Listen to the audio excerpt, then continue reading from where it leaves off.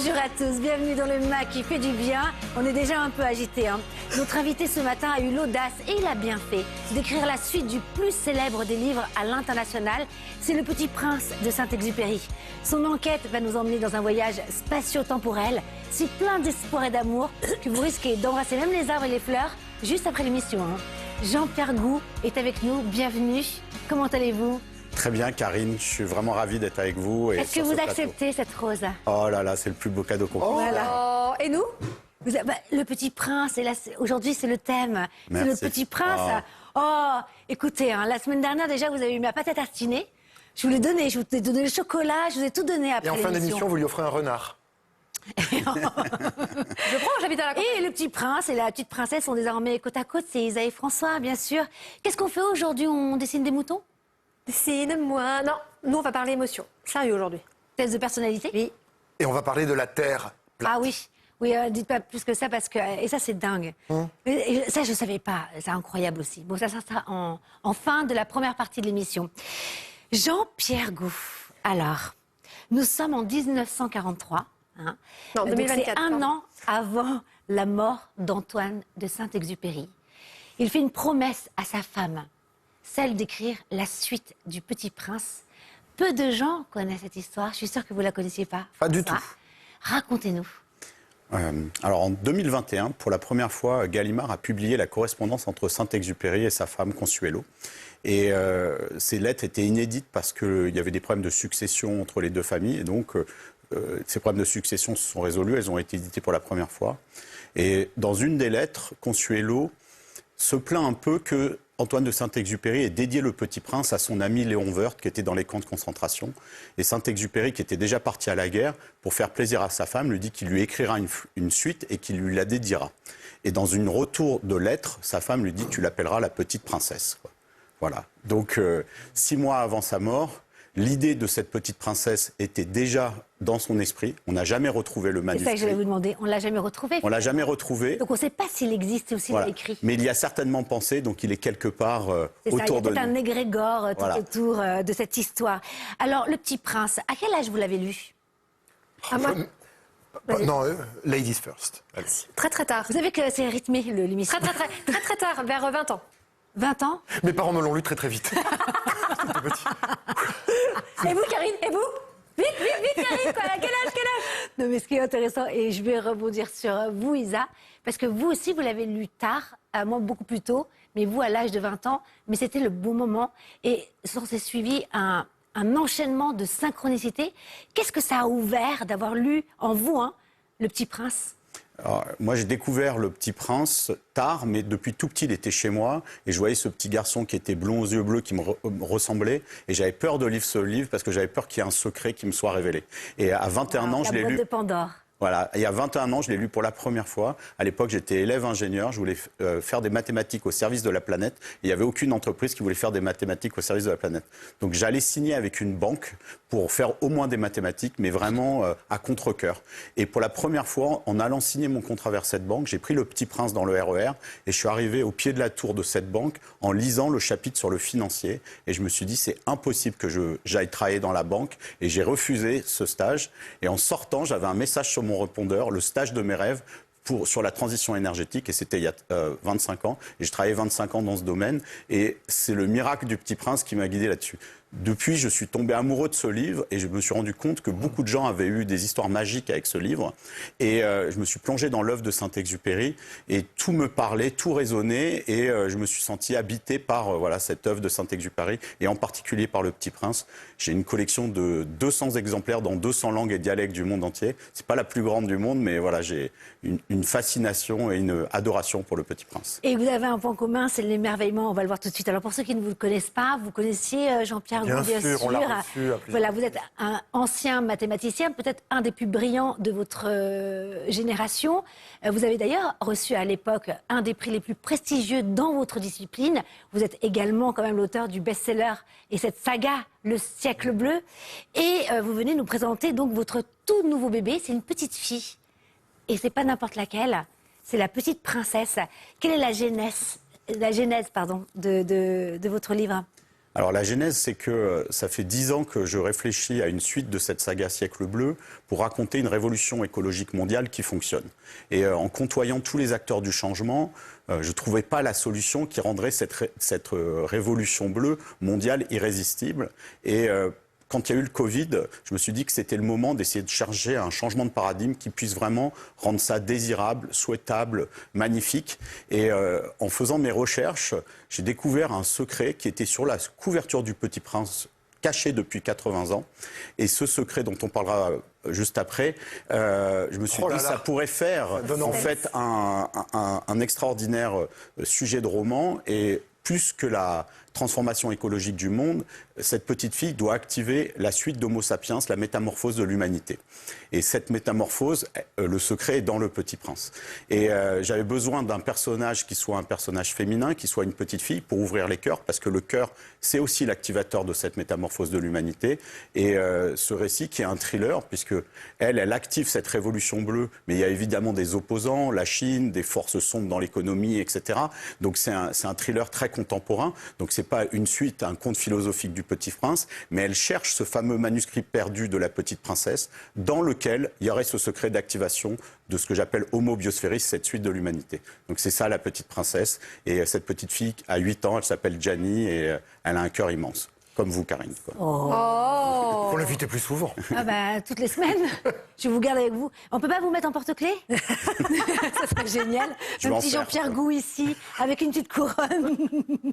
Alors, je me suis amusée à faire un petit montage avec la couverture justement du Petit Prince et la couverture de la Petite Princesse. J'imagine que c'est vous qui l'avez réalisé ou vous avez suivi un petit peu le... Alors, on l'a fait en commun avec les éditions Erol. L'idée, c'était, je dirais, d'avoir un rappel de la couverture du Petit Prince sans être non plus dans un plagiat ou dans une suite, parce que vous voulez quelque chose qui soit assez cinématographique. Mais il y a quand même l'idée d'avoir un petit personnage sur une petite planète. Alors la planète du Petit Prince paraît très petite d'ailleurs, et c'est là qu'est le secret du Petit Prince, c'est que, est-ce que vous vous êtes déjà demandé pourquoi il était aussi grand sur une petite planète Est-ce que c'est pas pour mettre peut-être une loupe sur le Petit Prince plus que sur la planète, sur le cœur? Pour qu'on le voit bien sur la couverture aussi. Alors, effectivement, Lisa, mais moi, ça... Vous avez une idée? Exactement comme vous, Oui. on a le même ressenti. Alors, et c'est étayé par des lettres de Saint-Exupéry que j'ai trouvées. En fait, le Petit Prince, c'est pas un individu, c'est un collectif. Et en fait, il représente l'humanité. Nous, l'humanité, si on mettait les 8 milliards d'humains les uns sur les autres sur des épaules, on serait une créature de 280 millions de tonnes. Quoi. Et donc une créature immense sur une petite planète. Et donc le Petit Prince, c'est nous. Et en fait, lui, il a réussi sa métamorphose planétaire, c'est-à-dire vivre en symbiose avec sa planète sur son astéroïde B612. Et il décide de quitter la planète, sa planète, pour rendre visite à d'autres planètes. Il en visite 6 avant la Terre. Et sur chacune de ces planètes, je ne sais pas si vous avez remarqué, c'est toujours un grand humain sur une toute petite planète et toujours malade. Un buveur, un financier, un allumeur de réverbères qui est moins malade que les autres mais qui est en quête de sens. Et en fait, il rencontre que des collectifs malades. Et quand il arrive sur Terre, en fait, c'est une conscience planétaire qui vient s'adresser à un individu qui est l'aviateur. Et en fait, Saint-Exupéry, dans des lettres qu'il a publiées juste avant sa mort, parle de ça, que l'humanité n'a pas encore pris conscience d'elle-même en tant que tout. Et l'activation que doit faire cette petite Gianni, c'est de créer ce collectif humain planétaire qu'on forme un et que l'humanité devienne un organe de la biosphère. Voilà, c'est le pitch du roman. Voilà. Oui, donc c'est pas une mission facile pour cette petite fille quand même, parce qu'on part de loin aujourd'hui. C'est un auteur quand même, un romancier humaniste, pour reprendre la suite. Alors justement, pour reprendre aussi la couverture, qu'est-ce que vous voyez en fait comme évolution maintenant? On est en 2024. Aujourd'hui, la couverture qui sort de la petite princesse. Le ciel est bleu. Oui, alors déjà, elle est reliée au cosmos comme lui. Donc, elle a les pieds sur terre et la tête dans les étoiles. Ça, c'était très important de le garder. Il y a ce bleu. Et pour moi, ce bleu, c'est le rêve de la Terre, en fait, quoi. Et cette suite de l'humanité, en fait, elle est déjà écrite. C'est juste que l'humanité doit écouter les rêves de la Terre. Et c'est des rêves qu'on peut écouter très profondément au fond de mes rêves. Et la révolution bleue, c'est un concept qui a été inventé par Yves Klein, qui est ce peintre maître du bleu. Vous aimez le bleu, oui, hein, ouais, comme Michou. Et il est niçois comme moi. Et la Révolution bleue, en fait, c'est lui qui l'a imaginé en 1957 et qui voulait peindre le monde en bleu. Et en fait, cette métaphore, c'est peindre le monde du rêve de Gaïa, la Terre. Et ce monde est bleu. Et il recherche quelle est la source de ce rêve, de quel endroit jaillit cette lumière bleue indigo qui est venue depuis des milliers d'années éveiller quelques rêveurs. Et donc la question des rêves et des rêveurs est fondamentale dans ce livre. Le secret sur la couverture du Petit Prince, vous nous le dites ou pas? Alors, le secret, c'est celui que je viens de vous dire, c'est que le Petit Prince n'est pas un individu, c'est un collectif, c'est un géant humain. Ah, en fait, c'est comme si, voilà, c'est ça le secret. Et ça change tout quand vous relirez le Petit Prince. Qu'on allait voir quelque d'accord, je pensais qu'il y avait Voilà. autre chose de caché, mais d'accord, ok, j'ai compris. Cette symbolique, c'est ça, c'est une symbolique complètement différente. Et que ça soit pas un individu, mais une conscience planétaire d'une humanité qui a réussi sa métamorphose. Et en fait, il pourrait être notre forme désirée, c'est-à-dire l'humanité pourrait tendre à devenir le Petit Prince. Et vous l'avez dit aujourd'hui, c'est un phénomène, le Petit Prince. Il a été traduit dans toutes les langues et dialectes du monde. Il y en a 300 millions d'exemplaires qui circulent. Et dans le livre, ils utilisent le fait que le Petit Prince a été justement disséminé partout, comme une forêt de bambou qui n'attendrait que de se lever et de croître. Et le Petit Prince, c'est une arme de construction massive et pas de destruction massive pour faire advenir la suite de l'humanité. Mais quel est le secret, en fait? L'animatrice qui est juste là pour sourire. Très drôle. En plus. Non, je plaisante. Voilà, le secret, c'est de faire un, quoi. Oui, Toute non, l'humanité, j'ai compris. et d'aller au-delà Jean-Pierre, des États-nations, parce qu'aujourd'hui, ça nous divise. Oui. Et le concept d'humanité, même les religions n'en parlent pas. Hein. L'idée, c'est vraiment de former un et de considérer tout homme ou toute femme comme un frère, voire même toute créature du vivant comme un frère et une sœur. Et ça, c'est quelque chose que lui, il a toujours prôné, de faire de la différence une source d'enrichissement et non pas une source de différence. Et donc tous les messages du Petit Prince, quand vous les collez avec cette vision de l'humanité qui pourrait faire un, ils prennent un sens encore plus radieux, quoi. Comment, justement, est-ce que c'est très beau ce que vous dites. En fait, vous êtes en train de nous dire de chérir chaque personne comme si c'était un membre de notre famille. Hein. Comment, c'est naturel chez vous? Alors, c'est Parce que moi, tout le monde... non, c'est pas naturel. C'est pas complètement naturel, mais ce que j'essaye Non, mais je trouve ça merveilleux. Et moi, j'aime cet effort-là. Moi, j'essaye de pratiquer quelque chose. Quand vous rencontrez quelqu'un, c'est de considérer que l'autre, c'est vous, mais avec une autre vie. C'est ce que vous dites tout le temps, Karine. Et là, ça vous met dans une posture vraiment d'humilité, d'écoute, et de se dire que chacun fait ce qu'il peut, en fait, dans cette vie. Et souvent, on juge l'autre par rapport à ce que nous, on aurait fait à sa place, mais il n'a pas eu la même vie, il n'a pas eu les mêmes croyances, il n'a pas eu les mêmes embûches, il n'a pas eu les mêmes chances. Et quand on considère qu'on est tous, en fait, les cellules d'un même organisme qu'est l'humanité, chaque trajectoire de vie est un enrichissement. Et vous pouvez aussi regarder l'autre ainsi et traiter l'autre comme vous aimeriez être traité. Et ça, c'est quelque chose qui peut changer les choses. Il y a une phrase en ce moment qui me revient souvent d'un sage, en fait, du XIIIe siècle au Japon qui disait même l'homme le plus cruel au monde peut aimer sa femme et ses enfants. J'adore parce que dans cette phrase, c'est tellement profond, il y a quand même de l'humanité en chacun de nous. Alors parfois c'est peut-être, mais il faut le réveiller. Et les enfants, en tout cas le cœur d'un enfant a cette faculté, c'est comme Kirikou. Souvent quelle référence, on passe vraiment du sage japonais à Kirikou. Il y a beaucoup de sagesse dans Kirikou. C'est du Petit Prince à Kirikou. Ces enfants finalement dans ces contes qui gardent ce cœur pur. Hein. Oui. Oui, mais ils nous ramènent à l'essentiel, quoi, ces enfants. Et, ouais. Bon, il est temps de faire une pause avec notre Petit Prince à nous qui a vérifié si notre petite planète était ronde ou plate. Et c'est François et c'est la science du fantastique.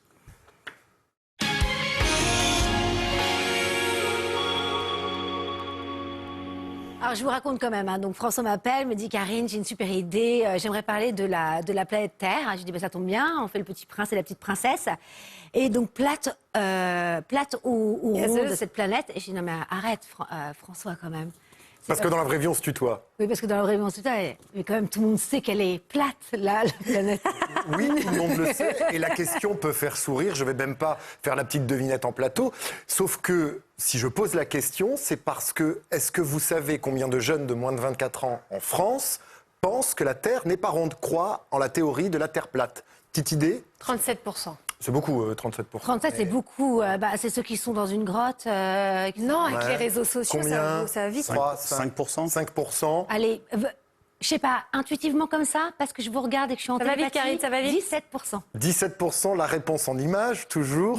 Je vous ai fait une petite vidéo. Regardez combien de jeunes de moins de 24 ans pensent que la Terre est plate. Ouh, bravo. Et 16 Bravo. Vous n'étiez pas loin. Incroyable. Ah, je peux vous assurer qu'elle n'a pas vu les réponses avant. Ah bah c'est vrai. non, bah c'est pas marrant. Un jeune sur 6 et globalement un Français sur 10. Alors ça, c'est une statistique, c'est pour ça que je vous en parle, qui n'est pas vieille. Hein. Elle date de 2023, c'est un sondage de l'IFOP. Donc, un jeune sur 6 pense que la Terre est plate. Ça pose question.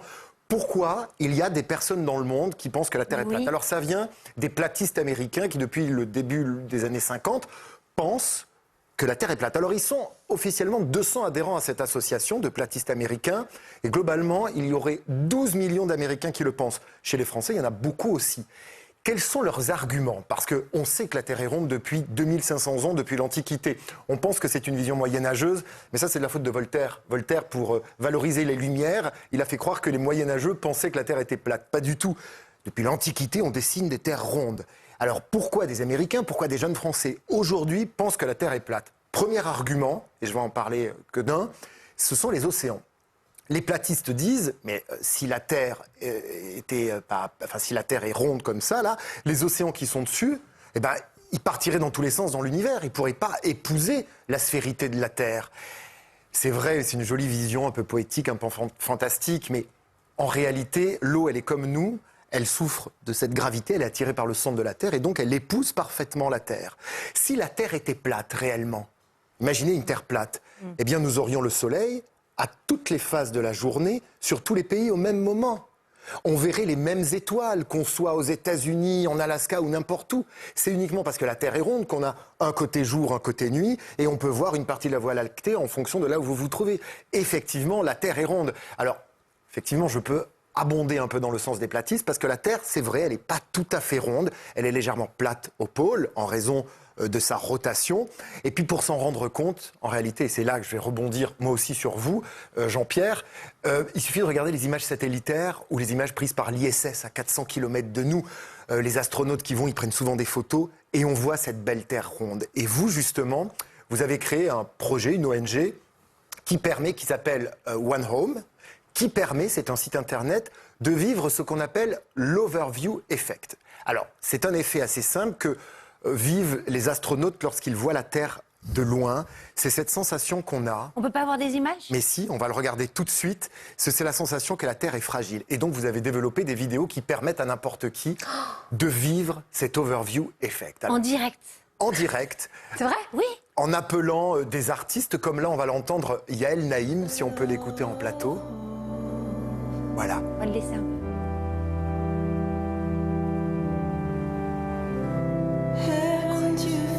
Plein pot.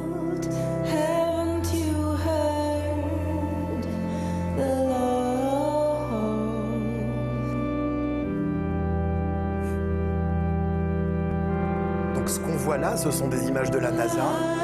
Vous les avez montées avec des musiques un peu spirituelles. Là, c'est Yael Naïm qu'on entend. N'importe qui peut se connecter sur le site One Home et accéder à ce type de vision pendant de longues minutes, méditer, faire ce que vous voulez et ressentir un peu ce qu'on ressent quand on voit cette Terre, cette fragilité, le fait qu'il faut la préserver, que c'est une petite bulle d'eau, un peu comme votre pull justement, une petite bulle d'eau avec nous. Et ça fait du bien de regarder ça en vrai. Et donc, vous pouvez aller sur le site onehome.org et je voulais remercier Yael Naïm qui a vraiment nous a offert cette magnifique chanson. Il y a d'autres artistes aussi qui ont collaboré à ce projet. Et le but de ce projet est tout simple, c'est de nous montrer ce qui est invisible, c'est-à-dire la Terre vue depuis l'extérieur, et nous ramener au miracle d'exister. Parce qu'on oublie souvent ça, mais de se dire qu'on est là, au milieu de l'univers. L'étoile la plus proche, elle est à 4 années-lumière. Il faudrait 10 000 générations pour y aller. Et on est là, il y a de la vie, et nous, on est assez fous pour la mettre en danger. Et le projet de ce film, le projet, c'est pas de protéger la Terre, mais c'est de l'aimer d'abord, parce que nous, on pense que la Terre a besoin d'être aimée avant d'être sauvée. Et souvent, le syndrome du sauveur peut amener des choses qui sont néfastes. Et quand on voit ces images, on peut que l'aimer. Aimons d'abord, et après, voyons comment on transforme le monde. Ça, c'est une de vos phrases que j'adore. La Terre n'a pas besoin d'être sauvée, elle a besoin d'être aimée. Mais ça, moi, je trouve, on a fait l'émission avec ça. C'est magnifique. Jean-Pierre Gou, vous restez avec nous. Merci François, Merci, Isa. Hein. On se retrouve dans quelques instants aussi pour votre test de personnalité. On joue désormais tous ensemble. Voilà, hein. En deuxième partie de l'émission, vous allez voir. Et puis c'est le temps de se faire une petite pause, comme le petit prince et la petite princesse, de rêver à un monde de paix, d'amour, de poésie. Alléluia. Magnifique.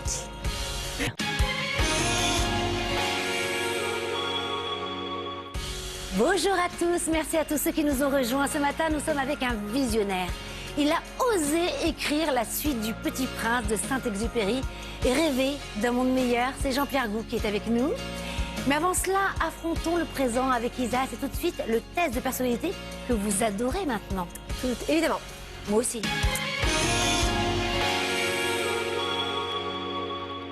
Je suis sûre que vous adorez les tests de personnalité, Jean-Pierre Gou. Il y a plein de grilles de lecture différentes, donc je suis curieux de voir laquelle vous allez choisir. On va tout jouer, vous qui nous regardez, on joue tous ensemble. Regardez-moi bien, je vais vous épater. On a toutes et tous le lancement. un profil émotionnel. Maîtresse d'école. C'est-à-dire qu'on a tous et tous un profil émotionnel. On ressent tous des émotions, mais pas de la même façon, à la même récurrence, et on ne réagit pas à nos émotions également de la même manière. Eh bien, ce matin, que ce soit vous en plateau, et les personnes qui nous regardent, je vais vous parler de votre profil émotionnel. Donc, dans quelques secondes, il y a 4 carrés qui vont s'afficher avec 4 couleurs. Vous ne choisissez pas la couleur à l'intuition, que nenni. Vous allez prendre la couleur soit que vous portez le plus, qui est le plus présent, que vous avez le plus vu dans votre quotidien dernièrement. Est-ce que je suis claire? Très clair. Attention, ça va s'afficher pendant 10 secondes et après c'est fini. Vous ne pourrez plus choisir. Donc c'est maintenant. Ok. Stress. Bon, Jean-Pierre, Il n'y a pas trop de surprise pour Jean-Pierre Gou, mais bon. on baisse les stylos, je prends les copies. Alors, Excusez-moi, c'est jaune ou moutarde? c'est jaune moutarde. Non, c'est doré. Voilà. C'est dans Trois l'énergie perceptions. du doré, du jaune moutarde. Ok. Donc Jean-Pierre, j'imagine le bleu. Le bleu, ouais. Doré. Le jaune moutarde, comme votre pull. Exactement. C'est du doré, c'est pas Oui. du Donc doré. La couleur du soleil. Il n'y a personne sur le plateau pour le rouge, parce que vous allez voir en fait que notre profil émotionnel, c'est tant notre force, mais également notre faiblesse. Par exemple, le rouge, c'est la passion. Les personnes qui ont le profil émotionnel rouge, ce sont des personnes qui avancent en lien, alors parfois avec de la spontanéité, mais qui peuvent se transformer en impulsion. En lien avec une forme d'assurance, mais qui peut se transformer en agressivité. Donc les profils rouges, ils sont vraiment invités à faire confiance en leur force intérieure, mais à canaliser ce feu, pour que ce soit un feu en fait qui permette de réchauffer et non pas qui crame toute la maison. Et comment faire? Ça, c'est tout un travail sur soi. Et pour ça, moi, j'invite très sérieusement les personnes à regarder tous les dimanches matins le Mac qui fait du bien à 9h20 sur C8. Oh là là, l'extraordinaire. Le bleu, Jean-Pierre. Jean-Pierre, je vous parle. Votre profil émotionnel, c'est que vous arrivez à prendre du recul sur les choses et ça vous aide facilement à créer un apaisement intérieur. Les personnes qui ont le profil bleu arrivent facilement à poser des limites et ça les aide d'une part à ne pas laisser la blessure d'abandon les conseiller, mais d'autre part à créer des bassines et surtout à inspirer les autres à le faire. C'est vraiment le rôle du médiateur, les profils émotionnels bleus, et ils permettent de résoudre tout ce qui est conflit et également mettre fin à des situations, mais sans crier, et ça dans une plus grande sérénité. On a besoin de vous, Jean-Pierre. Ce sont eux qui regardent le mag toutes les semaines, par exemple. Exactement. Et Ce qui sont nos mettent du fidèles. bleu dans leur vin. Le jaune, François et Karine, je vous Non, parle. du doré. Le doré. Les profils dorés, vous réagissez naturellement par la joie et la bonne humeur. Vous utilisez très souvent l'humour pour prendre du recul et ça vous aide énormément à dépasser les phases compliquées. Déjà, d'une part, vous faites d'excellentes vidéos sur Instagram avec beaucoup de likes parce qu'on adore l'humour. Mais d'autre part, Ça, c'est Karine surtout. ça pas vous beaucoup aide en François. fait à ne pas être toujours dans cette fatalité de la vie. Par contre, attention, parce que mal utilisé, le profil émotionnel doré, ça peut se transformer en fuite des conflits.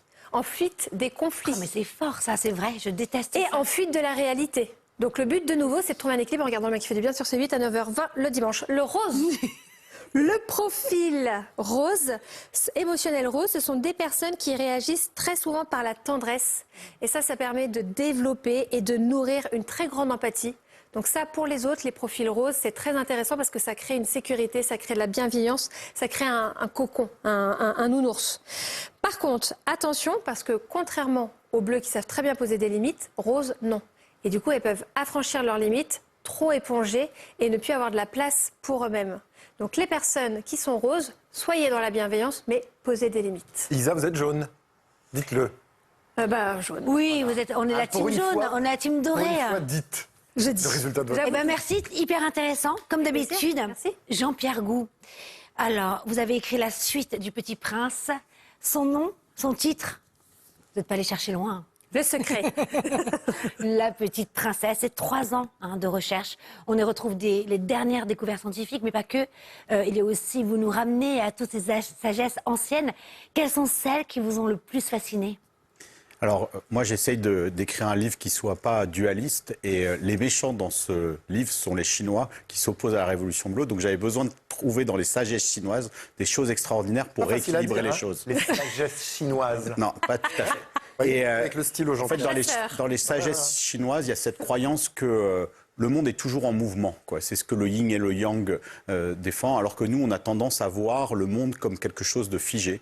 Et dans les sagesses de Lao Tzu, mais qui sont similaires à celles d'Héraclite en Grèce, il y a cette idée du mouvement. Et les héros utilisent en particulier une philosophie chinoise qu'on appelle le Wu Wei, qui est d'agir sans forcer.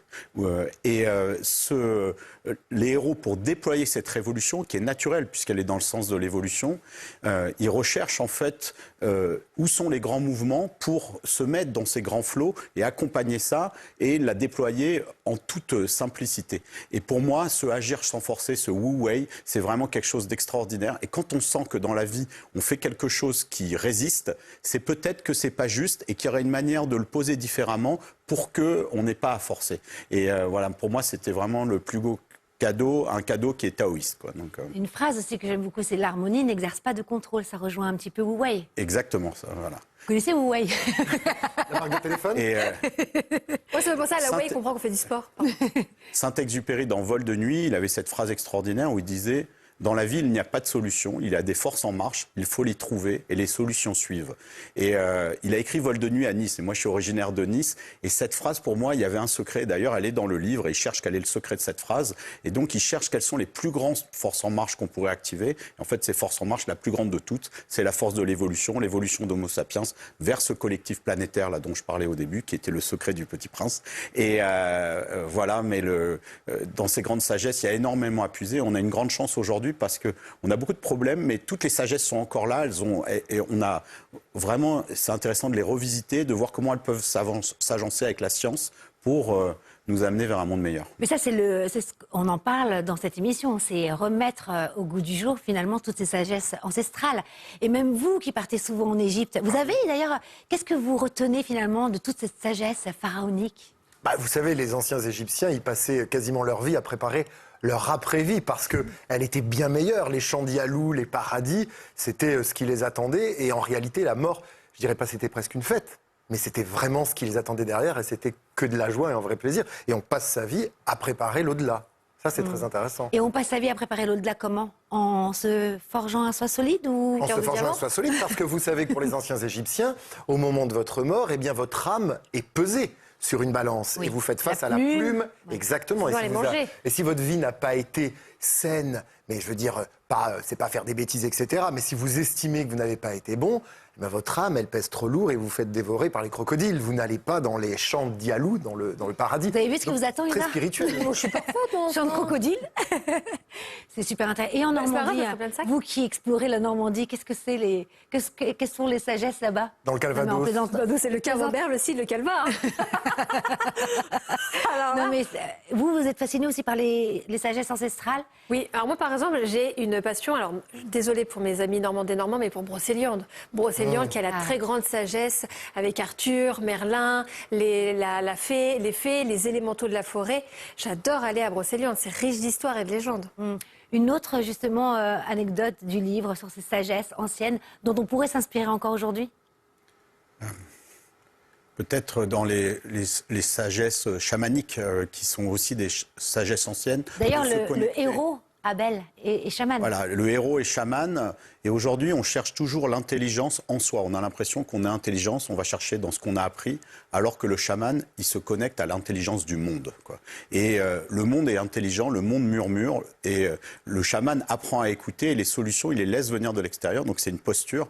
Et le héros qui est Abel part du principe, comme Socrate, qu'il sait qu'il ne sait rien, et il laisse venir à lui toute l'information. Et le monde a toujours évolué ainsi. Et nous, on est prisonniers, en fait, de nos connaissances. Et tout l'art, c'est d'arriver à concilier les deux, c'est-à-dire ce que l'on sait et ce que le monde nous apprend. Et c'est comme ça qu'on évolue. Donc pour moi, ça, c'est vraiment une des sagesses principales qu'il y a dans ce livre.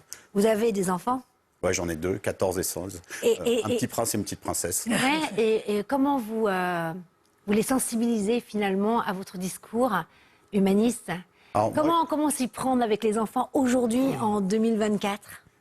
Moi, je les sensibilise pas parce que je considère qu'ils sont assez grands pour se former par eux-mêmes. Et souvent, quand vous sensibilisez, vous forcez les gens à penser une chose ou une autre. Donc, je les amène à penser par eux-mêmes. Donc, on regarde beaucoup de films, mais pas forcément sur ces sujets-là. On fait aussi des conseils parentaux ici. Voilà. Mais après, c'est par l'exemple, je crois, parce que souvent, quand on essaye d'inculquer des choses, mais qu'on n'est soi-même pas aligné avec ça, en fait, les choses passent pas. Donc, moi, j'essaye, par les gens que je côtoie, que je leur présente, et la manière d'être, d'essayer de vivre, en fait, ce que je prône. C'est pas toujours facile, hein, personne n'est parfait. Mais voilà, moi, c'est comme ça que j'essaye de faire, et surtout de développer ce qu'ils ont en eux, parce que je veux surtout pas qu'ils soient des clones de moi, quoi. Donc, Donc, j'adore votre discours, mais c'est ce François-là qui me regarde. C'est moi le petit Tromillon du plateau. Et vous, vous n'avez pas d'enfant, François? Non, j'ai pas d'enfant. Non. Et vous? Alors moi, mon fils, il a Le Petit Prince, qui est édition enfant, vraiment expliqué, parce qu'il est jeune, il a 7 ans. Et les dessins? Non, mais c'est écrit en gros, puis c'est plus simplifié. Il aime beaucoup. En tout cas, dans La Petite Princesse aussi, il y a 3 grandes clés finalement, et dont on pourrait, qui sont aussi dans l'affiche, et dont on pourrait s'inspirer au quotidien. Alors, et ça, c'est hyper, moi je trouve ça magnifique. Premièrement, intégrer que Gaïa qui est donc la planète Terre, est un être vivant. Comment l'expliquez-vous? Alors, en 1972, il y a un chercheur qui s'appelle James Lovelock, avec une microbiologiste qui s'appelle Lynn Margulis, qui sont venus avec cette hypothèse Gaïa, que c'est pas que la vie sur Terre est arrivée parce que les conditions étaient habitables, c'est que la Terre a créé les conditions de la vie pour que la vie puisse être là. C'est-à-dire que c'est la vie elle-même qui maintient les conditions de vie. La composition de l'atmosphère, c'est les bactéries qui coopèrent pour toujours maintenir ce taux d'oxygène à ce niveau-là. Et si vous enleviez les bactéries, la Terre deviendrait inhabitable. Donc, et donc, autour de nous, il y a un tout. C'est comme si vous étiez une petite cellule, Karine, et que vous découvriez que vous apparteniez à Karine. Et ben, nous, on appartient tous à une grande Karine. Il faut 2 secondes pour intégrer ça. En fait, on est tous une petite cellule qui appartient à un immense être vivant qui est invisible et qui s'appelle Gaïa, qui est la biosphère et qui prend soin de nous tous. De la même manière que vous êtes l'hôte de 30 000 milliards de cellules qui coopèrent à chaque instant pour être Karine. Et peut-être aucune d'elles ne sait que vous existez et ne sait que vous êtes là parce que vous êtes invisible pour elles tellement elles sont petites et pourtant elles sont bien présentes. C'est-à-dire que quand c'est vertigineux. C'est vertigineux. Nous sommes des Et univers, en fait. cette croyance aujourd'hui, surtout dans le monde occidental, et c'est pas le cas dans les peuples premiers, on vit dans l'illusion que le monde est un décor de cinéma, alors que le monde est vivant et on est à l'intérieur d'une créature. Et le jour où on réalisera que Gaïa existe, qu'on est à l'intérieur de ce grand système, ça changera complètement les choses parce que ça devient magique, ça fait venir la transcendance parce qu'on appartient à quelque chose de beaucoup plus grand que nous. Et le fait de la soigner, cette terre, ça devient une évidence parce que vous participez à ça. Et ces croyances que les peuples ancestraux avaient et qui ont disparu parce que c'était pas pratique, comme on préférait exploiter la terre. Je pense que le moment est venu pour faire cette grande révélation et dans le livre, les héros redéveloppent une science qui s'appelait la science biostérique, qui est non pas l'analyse du système Terre, comme le font les géologues, etc., mais l'analyse de l'être vivant Terre, quoi. Et ça, pour moi, c'est vraiment le futur de la science. C'est beau parce que finalement, on gagne en humilité. En fait, on est reçu par la Terre Gaïa, on vit, et donc... C'est nous qui avons, avec notre petit ego, finalement, créé des frontières, des dogmes, etc. Alors que finalement, on vit aussi dans le corps de Gaïa. Et ça se trouve, fait partie de ses intestins. Et Pardon ? Ça se trouve, fait partie de ses intestins. Donc, autant remettre les c'est mots beau à sa ça. place. Ouais, mais dans le corps, tout compte. Hein. Je veux dire, les cellules de votre orteil, comme celles de votre œil, tout compte, tout est important. Et je pense que nous, on est très importants, quoi, les humains aussi. La deuxième grande clé, en fait, de ce livre, c'est que l'humanité n'est pas une erreur. Vous êtes sûr quand je regarde François? Alors parfois, il y a des bugs. Non, mais c'est quelque chose que j'entends moi très souvent et qui me chagrine. Et d'ailleurs, c'était vraiment une des raisons pour lesquelles j'ai écrit ce livre. C'est que très souvent, vous avez des gens qui vous disent finalement, la Terre, elle se porterait mieux si l'humanité n'était pas là. Mais en fait, c'est tellement magique cet univers et c'est tellement magique la trajectoire de l'humanité que je me disais que c'est pas possible que ça soit une erreur. On a forcément une fonction. Et ce que je vous disais, c'est que l'humanité, si elle tend vers un collectif, ce collectif pourrait être un organe de la biosphère. De la même manière que votre foie, probablement une quinzaine de fonctions, de création de vitamines, de filtrage, etc. Quelles sont les grandes fonctions de l'humanité? Au moins une cinquantaine chez moi, mais... Ouais. Et C'est très complet. aujourd'hui, on ne s'est jamais interrogé sur quelle est la fonction de l'humanité. C'est pourtant une question simple. À quoi sert-on? Alors, vis-à-vis de nous-mêmes, on a inventé l'économie, etc. Mais vis-à-vis de Gaïa, on n'a pas inventé ça. Et le projet humaniste qui se réfère à lui-même, si on lui rajoute cette couche vivante, automatiquement, vous avez l'économie qui se met au service du vivant. Et l'humanité, par exemple, elle sert à Gaïa. C'est grâce à ce satellite qu'on a vu tout à l'heure sur ces images. Vous avez des petites particules de Gaïa, grâce à la technologie des humains, qui ont réussi à s'extraire pour que Gaïa se voie. Vous imaginez, cette planète, ça faisait 4,5 milliards d'années qu'elle ne savait pas à quoi elle ressemblait. Et grâce aux images que je vous ai montrées, elle se voit à chaque instant. Et c'est quelque chose d'extraordinaire. C'est comme si vous, Karine, vous viviez au milieu de l'univers toute seule et que vous ne saviez pas comment vous étiez coiffée, quoi. Donc, Impossible. Impossible. Donc ces images, c'est un selfie géant, quoi. Mais c'est incroyable quand vous y pensez que c'était une planète inerte qui est devenue vivante, puis consciente, puis intelligente, puis technique, technologique, avec tous les problèmes que ça peut induire, mais qu'à un moment, elle se voit elle-même. Donc c'est le début de l'ère de la conscience planétaire.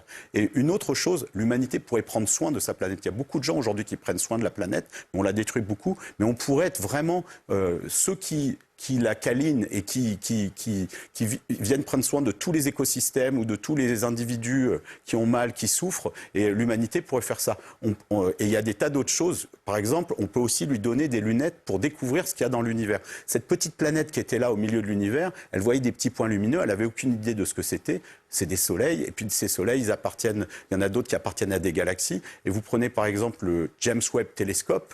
C'est incroyable, c'est comme si on avait donné à la Terre des lumières, des lunettes pour soudain voir tout ce qui se passe dans l'univers. Et je pense que Gaïa, moi ça c'est mon point de vue de romancier, peut-être un peu de scientifique aussi, recherche ses sœurs. Peut-être qu'elle a des sœurs quelque part. Et en fait, les humains, avec les lunettes qu'on lui donne, on peut lui donner accès à ses sœurs. Et donc cette recherche de vie sur d'autres planètes, pour moi, c'est quelque chose de l'ordre existentiel. Et la question qu'on se pose, sommes-nous seuls dans l'univers? C'est une question que Gaïa doit aussi se poser. Et donc quand on place le phénomène humain, non pas à côté de la Terre, mais dans la continuité de l'évolution de la planète, ça devient extraordinaire.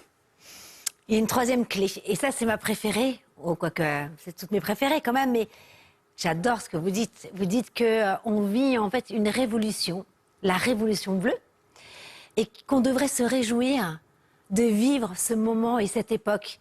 Et c'est bon, votre discours, de l'entendre, parce qu'aujourd'hui, on entend beaucoup cette nouvelle génération qui ne veut même plus faire d'enfants, en se disant « mais non, mais ce monde est trop pourri, c'est pas possible, il est dans le déclin, ça ne sert à rien, c'est peut-être même pas généreux d'être mère ou d'être père ». Et vous dites, au contraire, c'est le moment, en fait. En fait, déjà, la première chose, c'est que la vie de l'espèce humaine n'a jamais été simple et chaque génération a toujours un grand défi auquel il fallait faire face. Nous, le défi de notre génération, il y en a plusieurs, mais le plus grand, c'est le défi des limites planétaires, d'arriver à se conformer à ces limites planétaires. Et pourquoi soudain on déciderait que ce défi-là, on n'arriverait pas à y faire face? En plus, c'est un défi qu'on a engendré nous-mêmes. Donc si on l'a engendré nous-mêmes, on doit pouvoir retourner à l'intérieur de ces limites planétaires parce qu'on en est la cause. C'est pas un astéroïde, c'est pas autre chose. Et le fait de se dire, de renoncer, c'est pas rendre honneur à toutes les générations d'Homo sapiens et même du vivant qui se battent pour maintenir la vie depuis le temps. Donc première chose, faire face. Deuxième chose, c'est que c'est extraordinaire de se dire qu'on va peut-être être dans ce moment où dans 1000 ans ou dans 5000 ans, on se dira au XXIe siècle, il y a eu ces hommes et ces femmes courageux qui ont tout réinventé, leur façon de vivre, leurs objets, etc., parce qu'ils avaient tout fait à l'envers, parce qu'ils ne savaient pas qu'il y avait des limites planétaires. Et de se dire que chacun, à sa petite échelle, on peut participer à ça, à ce grand mouvement, et partir du postulat qu'on va gagner, au lieu de se dire qu'on va perdre, vivre. Tu vois. Et de se dire que chacun en fait une petite part de ça, c'est quelque chose qui peut changer la vie. Mais effectivement, c'est partir du principe qu'on va y arriver. Et ça, c'est pas quelque chose qui est répandu, mais c'est la révolution bleue qui est décrite dans ce livre, c'est une révolution des enthousiastes. Quoi. Enthousiaste, ça veut dire d'avoir le feu divin en soi. Quoi. Et ce souffle divin, entheus, quoi, étymologiquement, et ce souffle en fait qu'ils ont, c'est vraiment le souffle de Gaïa qui veut l'humanité et qui veut cette métamorphose. Mais nous, on l'écoute pas. On est dans nos petits soucis, on est dans la croyance qu'on est inutile. Pourquoi alors vous me montrez la croyance qu'on est inutile? Non, mais ce qui est aussi intéressant, c'est qu'on pourrait se réjouir parce que c'est souvent lorsque... c'est encore ce symbole de la fleur de lotus qui ne s'épanouit que dans les marécages. Qu'on a besoin finalement de ces difficultés pour peut-être faire jaillir ce souffle divin.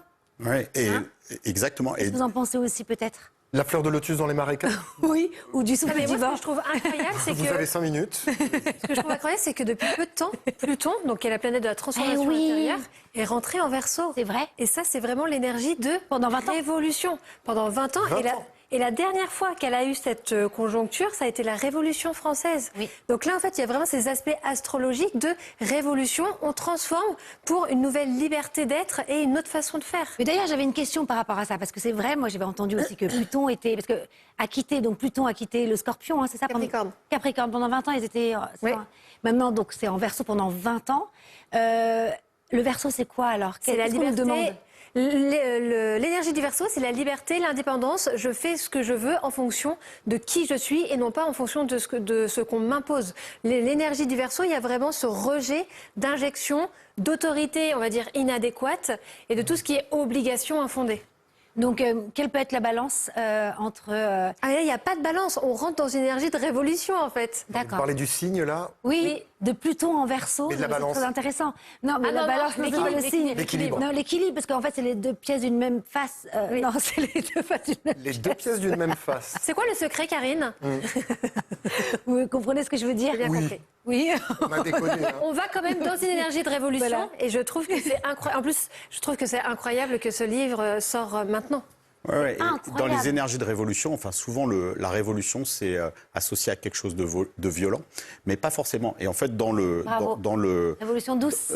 ouais, révolution douce, mais révolution par l'harmonie. Et dans le livre, ils utilisent la musique pour garder les gens à l'unisson et considérer que ceux qui sont pas encore dans la révolution bleue, ils vont l'être à un moment donné, pour pas créer deux camps. Et aujourd'hui, on a toujours créé deux camps. Et eux, ils se disent, en fait, on est comme une armée de chenilles qui serait devenue chrysalide. Et si vous mettez sur un arbre plein de chenilles, à un moment, elles vont toutes devenir papillons. Vous n'avez pas des papillons qui vont taper sur les chenilles en leur disant « tu vas pas arriver à te transformer ». Il faut juste attendre. Donc dans la Révolution bleue, c'est une question de temps. Et eux, ils essayent d'être inspirants pour que les gens viennent les rejoindre et que tout le monde devienne papillon. Quoi. Sinon, on fait la danse de la chenille. C'est beau. Alors, j'avais entendu une anecdote, parce que j'ai appris que finalement, vous avez écrit quand même ce livre en étant assez guidé. Hein. C'est ce que vous m'aviez aussi confié lorsqu'on s'est eu au téléphone. Par qui? Pardon? Guidé par qui? Je pense par quelque chose de plus Par grand des- que vous. Allez-y. Non, mais il y a eu des moments magiques en fait dans l'écriture de ce livre. La première chose, c'est que j'ai écrit La Petite Princesse. Et quand j'ai écrit cette première version, cette correspondance entre Saint-Exupéry et sa femme n'était pas sortie. Et quand elle est sortie, j'ai vu sur Facebook une pub pour Gallimard pour la sortir de ce livre. Et moi, j'avais déjà les lettres du côté Saint-Exupéry, j'avais pas celles du côté de sa femme. Donc, j'étais pas sûr d'acheter ce livre. Et puis, il y a une petite voix en moi qui disait, il faut absolument que tu achètes ce livre. Et quand je l'ai reçu, je l'ai ouvert au hasard et je suis tombé sur cette lettre où elle disait, tu vas appeler la suite du Petit Prince La Petite Princesse. Et là, je suis resté, quoi? Et heureusement, j'avais déjà écrit une version du livre, sinon j'aurais jamais osé.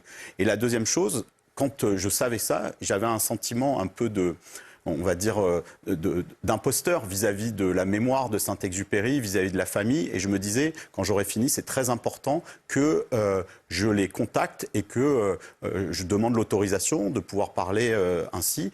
Et je ne savais pas comment les contacter. Et en fait, c'est eux qui m'ont contacté. Ils avaient lu mes précédents romans Siècle bleu. Et Olivier Daguet, qui est le petit-neveu de Saint-Exupéry, parce qu'il n'avait pas d'enfant, donc sa grand-mère était la sœur de Saint-Exupéry, m'envoie un mail. Et là, je me dis, tiens, ils ont dû savoir que j'écrivais ça. Il y a peut-être un problème de droit. En fait, ce n'était pas du tout ça. Il me disait, voilà, j'ai lu Siècle bleu, j'ai adoré.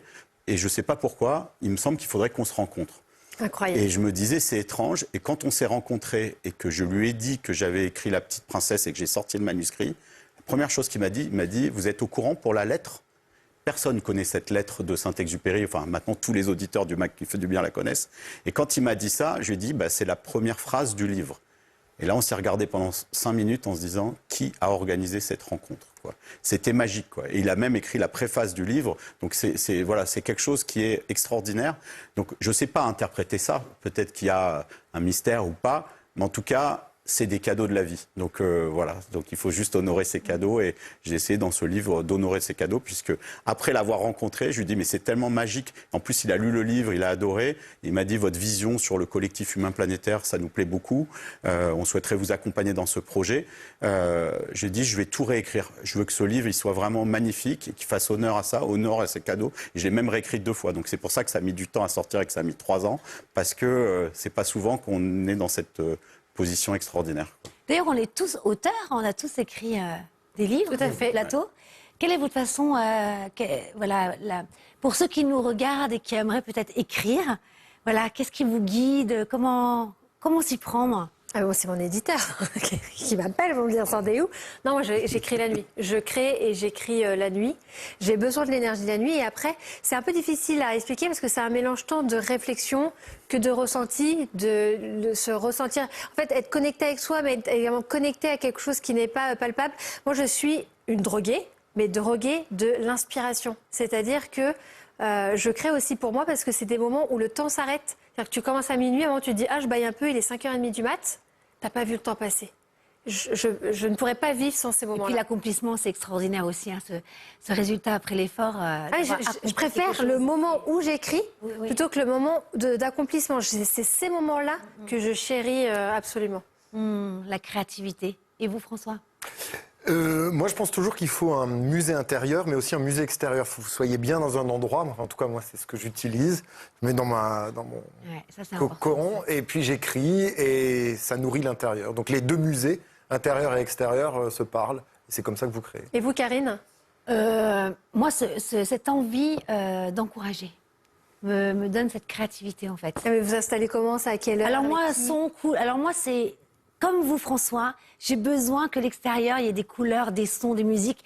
J'écris en fait avec justement des musiques de films. Les musiques, moi aussi, j'écris beaucoup en Hans musique. Zimmer. Il est mort, Jack. Non, mais c'est vrai que pour moi, tout est important parce que tout ce qui va ouvrir le grand soi. Hein, et ça passe par les lumières, les couleurs, les bougies, stimulations. tout ce qui peut me stimuler.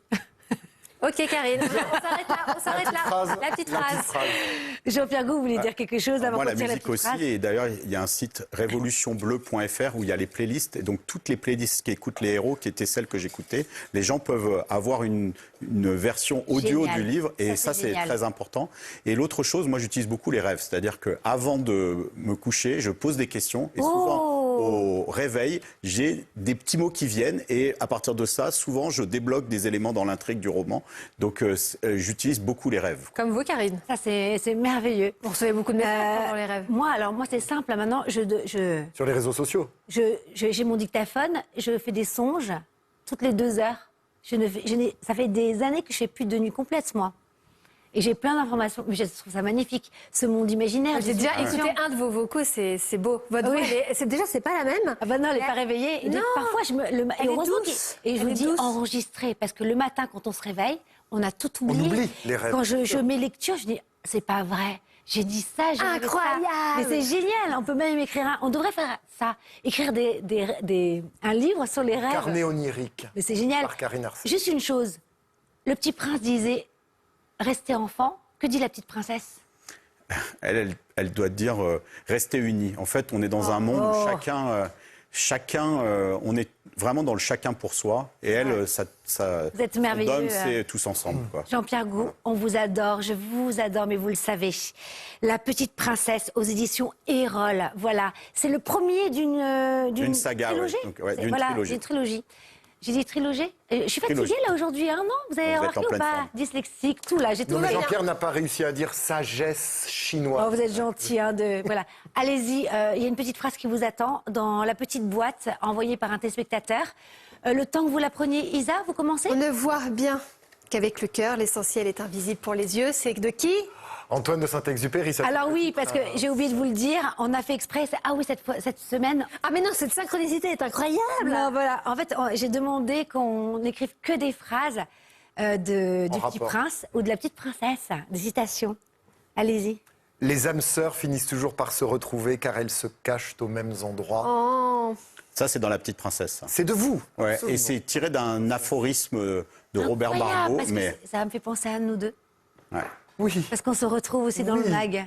Et, Je suis là, hein. Oui, vous savez, dans la- vous m'avez pas quitté, il m'avait quitté un petit moment. dans La Petite Princesse, ils sont 4 héros et elle les a trouvés complètement Jean-Pierre, c'est par le moment. hasard. De lire la Je crois phrase. que- C'est véritablement utile puisque c'est joli, dit le Petit Prince. Le Petit Prince. Oh, magnifique. Alors moi, je suis très contente parce que je tombe sur une de vos phrases du livre La Petite Princesse. Abel demanda, Gaïa, comment l'humanité pourrait-elle se sauver d'elle-même? Gaïa répondit, utilisez simplement le cœur immense que je vous ai offert et aimez à l'infini. Waouh. Bon, ben, on peut plier bagage. Ouais, on s'en va. Allez, au revoir. C'est parfait. On s'en va. Non mais merci, vraiment c'est magnifique. Merci d'avoir été avec nous. Merci Isa, merci François. Avec plaisir. Nous, on se retrouve la Merci. semaine prochaine, même Merci. jour, même heure. Et puis d'ici là, qu'est-ce qu'on fait dans cette émission? On se fait du bien. On se fait du bien. On se fait beaucoup de bien. Beaucoup, beaucoup de bien. Merci beaucoup à tous et à la semaine prochaine. Ah, c'était chouette. Ouais. C'est super. Merci Jean-Pierre. Hein. Waouh. Viens quand tu veux. C'était On a envoyé du love là. du love, du bleu, du doré, des conseils parentaux.